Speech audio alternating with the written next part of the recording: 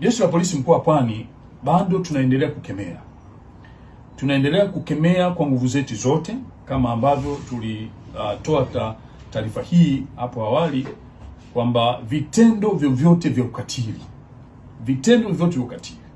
havikubaliki kwa namna yoyote ile, havikubaliki wala havimiliki, na wala sio utamaduni wetu sisi wa Tanzania, kwa imani zetu za kidini, lakini pia kwa mila zetu wa Tanzania. Kwa hiyo kwa kitendo cha mwenzetu yule wa tukio la awali ambaye amemwingilia mtoto wa miaka 6, Jeshi la Polisi tunaendelea kutoa rai, lakini tunaendelea kutoa elimu kwa wananchi, lakini na familia na wazazi ambao tunaishi na watoto hao. Siku zote tumekuwa tukusisitiza malezi ya mtoto ni ya kwetu sote, lakini sio kila mtu unapaswa kumwamini kwa dunia sasa hivi. Kwa hiyo tuwe waangalifu sana.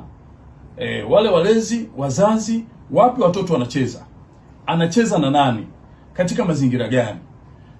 Pale ambapo muda umepita kidogo hujamtia machoni mtoto wako, fanya ufuatiliaji, yuko wapi mtoto wangu, anacheza vipi na yuko mazingira gani.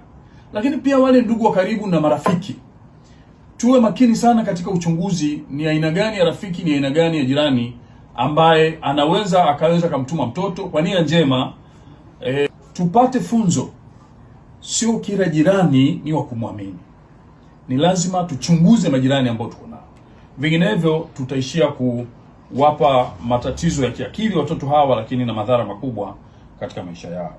Sisi kama Jeshi la Polisi tunapinga vitendo hivi kwa nguvu zetu vyote, lakini kwa namna ya kipekee tunaendelea kusisitiza kutoa elimu, na viongozi wetu wa kidini na wa kiserikali waendelee pia kutusaidia kutoa elimu hii, ili jamii ipate uelewa na kuweza kutoa taarifa kwa wakati katika Jeshi la Polisi na kuweza kuchukua hatua kwa haraka.